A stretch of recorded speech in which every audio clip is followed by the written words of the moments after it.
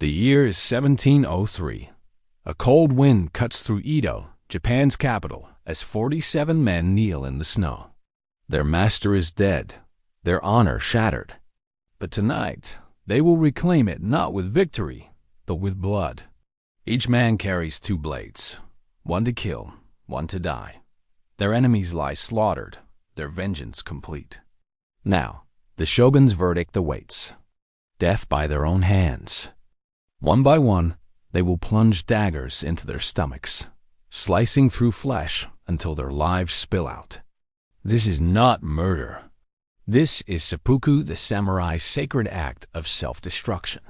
Why did these warriors choose to die this way?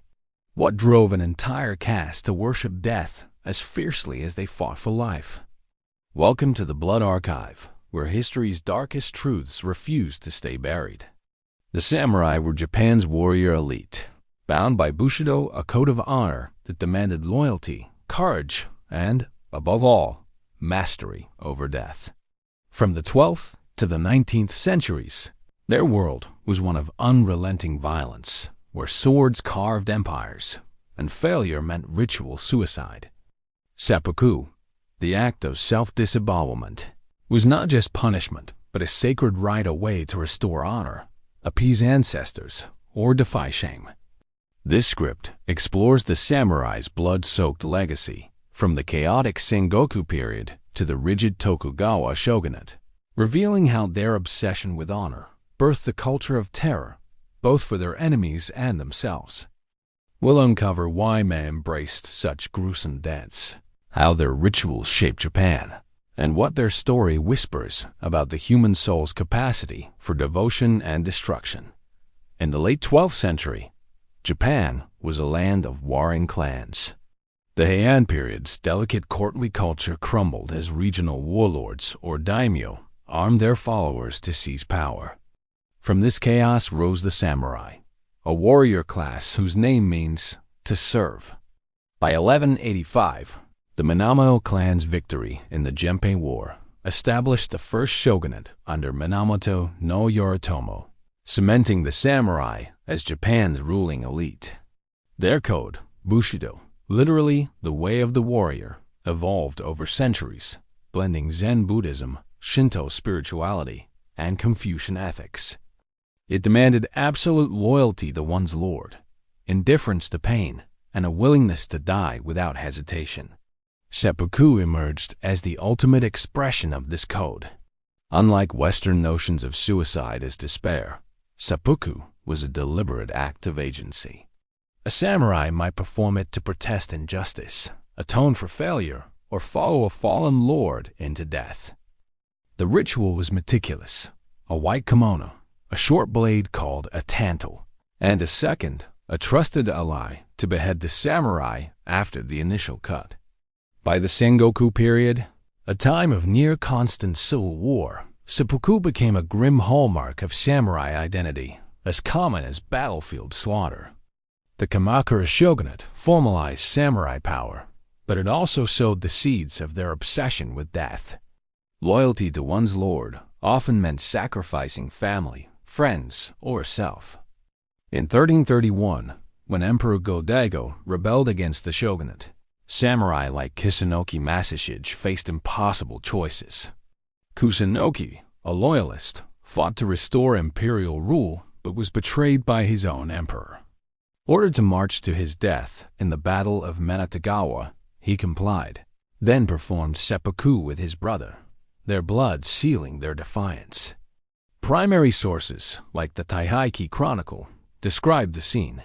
Masashige, with calm resolve, drew his blade across his abdomen, his brother following, their spirits ascending as one.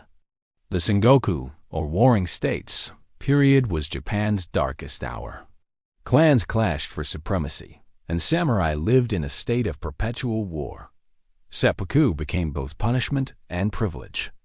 Defeated warlords, like Oda Nobunaga's general Akechi Mitsuhide, faced ritual suicide to avoid capture. In 1582, after betraying Nobunaga, Mitsuhide was cornered and performed seppuku, his head later displayed as a warning. The period's chaos also birthed mass suicides. Entire garrisons, like the defenders of Fushimi Castle in 1600, disemboweled themselves rather than surrender. The Sengoku also saw women adopting seppuku's female counterpart, jigai. While samurai men cut their stomachs, women slit their throats with a dagger, often to protect their honor or join their husbands in death. The Azuma Kagami records a chilling example. In 1333, when the Hoyo clan fell, dozens of women performed jigai alongside their samurai husbands, their bodies left in neat rows. The Tokugawa shogunate brought peace but tightened control over the samurai. Seppuku became a state-sanctioned punishment for crimes like disloyalty or failure.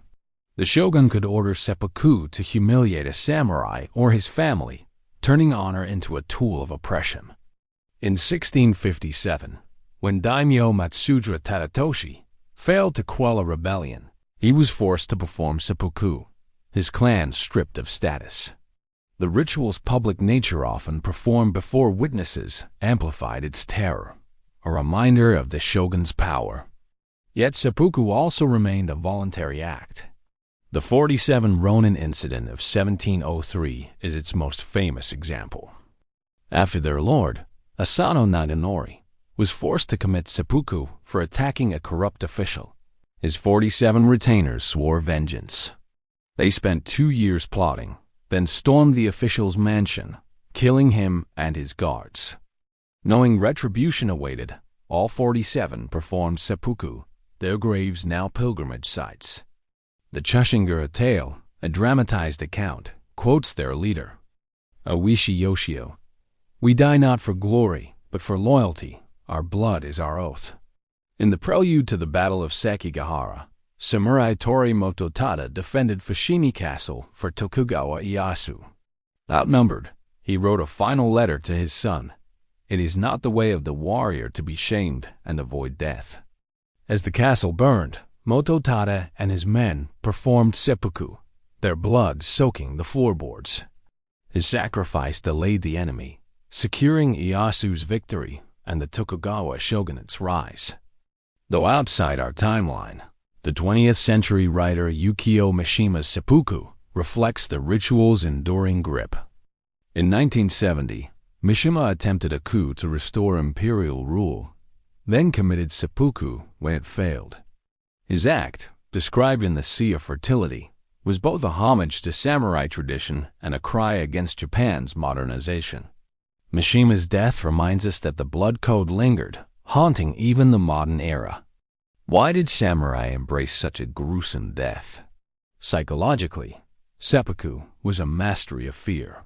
Zen Buddhism, which shaped Bushido, taught detachment from the self. By facing death unflinchingly, samurai transcended moral terror, achieving a state of spiritual purity.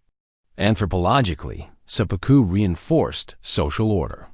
In a society where loyalty defined status, the ritual ensured compliance, binding samurai to their lords even in death.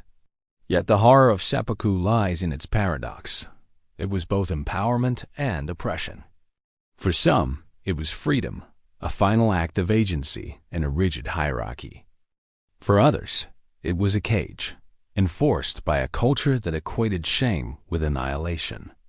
The ritual's brutality disembowelment followed by beheading mirrored the samurai's dual role as both warrior and victim. Their lives spent serving others' wars. What does the samurai's blood code reveal about humanity? It speaks to our hunger for meaning, even at the cost of our lives. The samurai saw death not as an end, but as a statement, a way to etch their will onto history's stone. Yet their story haunts us because it forces us to ask, what is honor worth? When does devotion become destruction?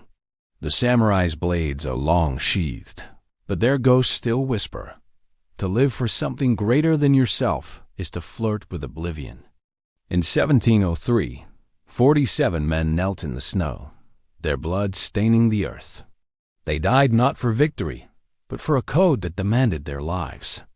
Their story, like countless others, lingers in Japan's shrines, in the rust of forgotten swords and the silence of graves. The samurai's blood code was not just a ritual, it was a mirror, reflecting humanity's eternal dance with duty, death, and defiance. History doesn't whisper, it screams. But most people never listen. You just did. Subscribe to the Blood Archive if you're ready to remember what others have tried to forget.